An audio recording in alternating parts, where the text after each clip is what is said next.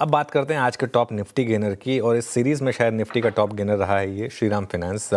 जी हाँ, लगातार इस स्टॉक पर एक पॉजिटिव व्यू भी लिया गया था चैनल पर, लेकिन केयर की रेटिंग अपग्रेड के बाद इसमें अच्छी तेज़ी है और ये निफ्टी का टॉप गेनर बना हुआ है। आशीष से समझ लेते हैं सारी डिटेल्स। आशीष, गुड आफ्टरनून। Good afternoon. और ज़बरदस्त तेज़ी स्टॉक में देखने को मिली पिछले एक महीने में देखें तो 14%, और इस साल की बात करें तो क्या शानदार रिटर्न्स बन गए। 67% के मैसिव बड़े गेन्स इस स्टॉक में देखने को मिले। लगातार लाइफ हाइस पर ट्रेड कर रहे हैं स्टॉक और सिर्फ तेज़ी आ रही है। आज भी देखें तो 2% से ज़्यादा का मूव है। और दरअसल अगर आप देखें तो जो MUFG ने 40,000 करोड़ की इन्वेस्टमेंट का अनाउंसमेंट किया था, इसके बाद माना ही जा रहा था कि कुछ रेटिंग अपग्रेड्स देखने को मिलेंगे, और ये पहला अपग्रेड है जहां पर आप देखें तो केयर ने इनकी जो NCD और सबऑर्डिनेट डेट की रेटिंग है इसमें बढ़ोतरी की है, और साथ में जो आउटलुक है उसे पहले की तरह स्टेबल को बरकरार रखा है।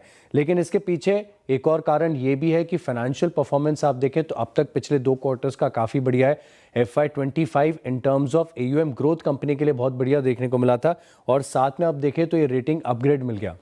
अब इससे फ़ायदा ये होगा कि कंपनी की जो बोरिंग कॉस्ट होती है इसमें रिडक्शन आपको देखने को मिलेगा, और ये किसी भी लेंडर के लिए अपने आप में बड़ा सिग्निफिकेंट हो जाता है। हालांकि कंपनी खुद अपने आप ये बता रही है कि 100 बेसिस पॉइंट की अगले 1.5 से 2 साल में बोरिंग कॉस्ट में कमी देखने को मिल सकती है, जो कि फिलहाल 8.7% है।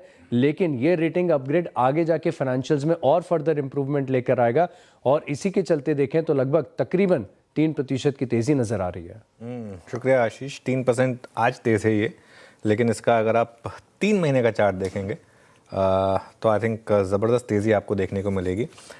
करीब करीब 60% के रिटर्न्स 3 महीने में श्रीराम फाइनेंस ने आपको डिलीवर करके दिए हैं। आपको याद होगा श्रेया, जब डील हुई थी तब भी एक बात कही थी मैंने कि बहुत लोगों ने शायद ये रैली मिस की थी, तो उनको लगा कि अब ये और स्टॉक नहीं चलेगा, और उसके बाद भी रुका नहीं है स्टॉक और वन वे है।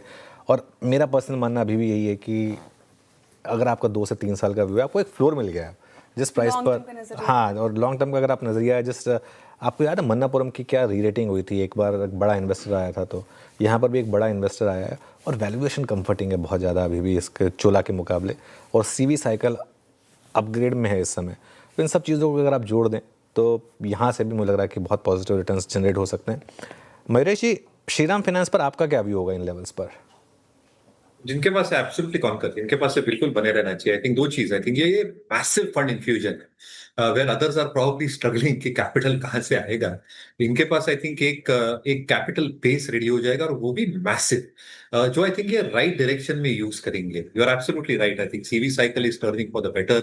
दूसरी चीज, आई थिंक अगर इनके एक अनसिक्योर्ड या पर्सनल लोन पोर्टफोलियो देखे, is very very minimalistic compare to its peers. 4 या 5% पे कैप्ड है, जिसके वजह से जो एक इनहेरेंट डर है कि जो नया कैपिटल आएगा, क्या एलोकेशन वही खेमों में होगा जहां पे उन्होंने एग्जिस्टिंग ग्रोथ देखी है। तो मुझे लगता है हाँ, क्योंकि I think the management is very very clear कि जो अनसिक्योर्ड पोर्शन है एक सर्टेन लेवल के ऊपर उन्हें नहीं लेके जाना है। और इसलिए आई थिंक जो प्रोडक्ट्स जहां पे निम स्प्रेड्स का एक अच्छा प्रदर्शन हो सकता है, they will expand it quite significantly. दूसरा, आई थिंक जो बोरोइंग कॉस्ट है, जैसे आशीष बता रहे थे, that should start coming of significantly. और एक जो इम्प्लाइड इफेक्ट होता है कोई भी एनबीएफसी के बैलेंस शीट में, advances growth going at a good pace, borrowing cost remaining stable, NIMs expanding, will relatively mean जो आरओईज और आरओईज ये पोस्ट कर रहे हैं आज के तारीख में, इसमें भी इजाफा देखा जा सकता है। वैल्यूएशन के हिसाब से I think it is still trading at reasonable levels, it is not expensive as we speak. क्योंकि अगर हम ग्रोथ वेक्टर्स पेंसिल इन करें, FY27 FY28 एग्जिट, तो कहीं ना कहीं वैल्यूएशंस भी ठीक ठाक ही लग रहे हैं। तो जिनके पास है बिल्कुल बने रहना चाहिए। अगर डिक्लाइंस मिलते हैं तो फ्रेश खरीदारी कीजिए। एक क्लियर डिस्क्लेमर, ये स्टॉक हमारी ग्लोबल पोर्टफोलियोज में आउटस्टैंडिंग है।